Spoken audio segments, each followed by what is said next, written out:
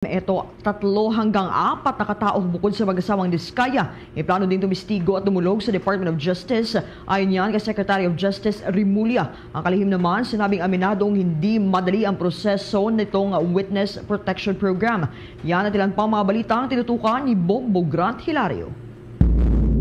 Inihayag ng Department of Justice na hindi lamang ang mag-asawang Pacifico at Sara Diskaya ang lumalapit o nagpaparamdam sa kaguran para humiling ng proteksyon. Ayon kay Justice Secretary Jesus Crispin Boying Remulla, nasa 3 hanggang 4 na katao ang nais rin daw dumulog sa kaguran para mapasailalim sa Witness Protection Program.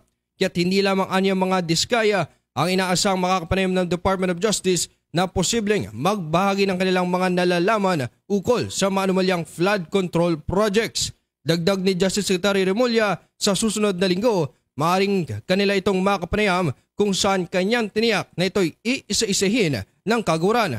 Dito, binigyan din ng kalihim ng pagproseso sa mga nais tumayong testigo o mapasailalim sa proteksyon ng Estado ay dadaan para sa ebalwasyon at verifikasyon. Narito ating pakinggan si Secretary Jesus Crispin Boying Remulla, Secretary ng Department of Justice. Marami na meron na nagpaparandam na iba pa. We will get them one by one to talk to us. Kasi nga, this law was created in 1991 precisely because of the need for justice to prevail in our country. 1991 pa itong batas na ito eh. We have 2 or 3 more for next week, but a lot more in the coming days, I think. We have to really, it's a process that has to happen because we have to be able to validate information. Tumanggi mo ng ilahad o idetalya ng kalihim ang tiyak na pagkakakilanlan ng nasa 3 o 4 na mga individual na nagparamdam umano sa kaguran para sa Witness Protection Program. Kanya lang namang sinabi na mayroong isang opisyal mula Department of Public Works and Highways ang nais nilang kunin na tinitingnang sakaling may maitulong sa investigasyon. Gayunpaman, makikipag-ugnayan o ipapaalam daw anya muna nila ito sa Senado o Senate Blue Ribbon Committee bago gumawa ng panibagong hakbang o kilos. Narito ating muling balikan ang tinig ni Secretary Jesus Crispin Boying Remulla, kalihim ng Department of Justice. Hindi lahat.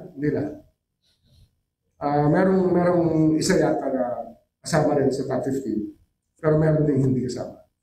Meron kaming gustong kunin sa DPWH, pero wala pa. We will have, I will still coordinate with the Blue Ribbon Committee on this matter.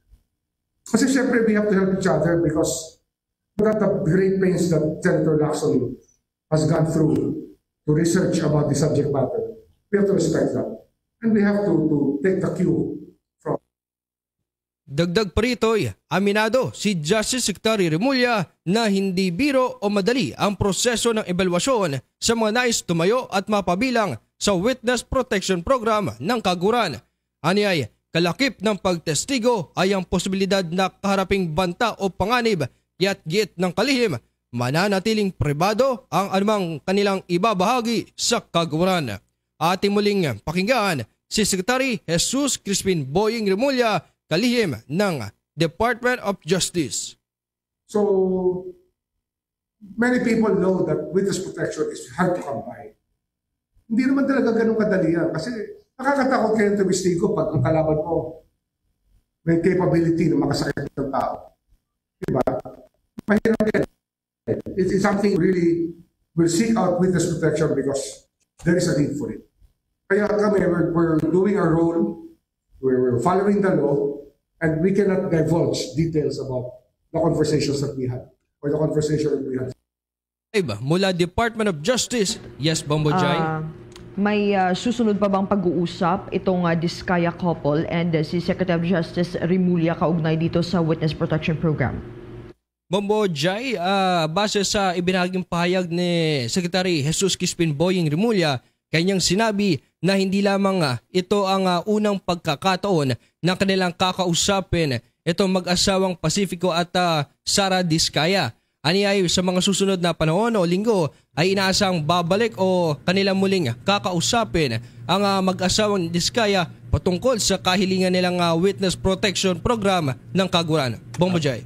Okay, Bombo Grant, nais ko ding malaman, nananatili pa rin ba yung kondisyon na magsauli ng yaman o kaya naman ay yung mga nakuha mula doon sa mga transaksyon? Kasi initially kahapon nag-surrender ng luxury car itong si Bryce Hernandez. At meron pa raw ibang mga sasakyan na isusurrender. So bahagi ba ito ng kanilang deal para maipaisa ilalim dun sa pagiging testigo, Bombo Grant?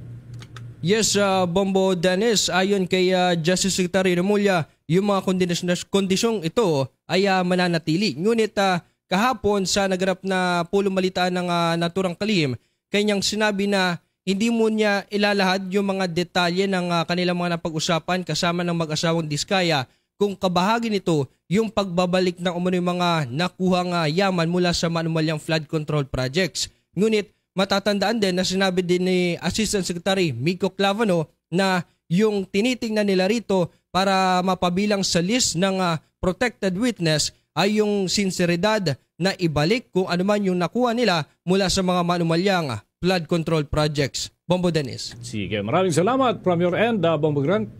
Mula Department of Justice, ito si Bombo Grant Hilario, and this is Bombo Radio Philippines, the #1 and most trusted source of news and information. Basta Radio Bombo!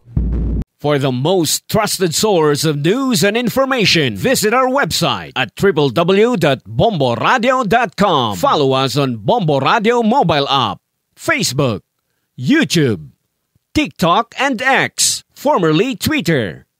Like, share, and stay connected. Anytime, anywhere.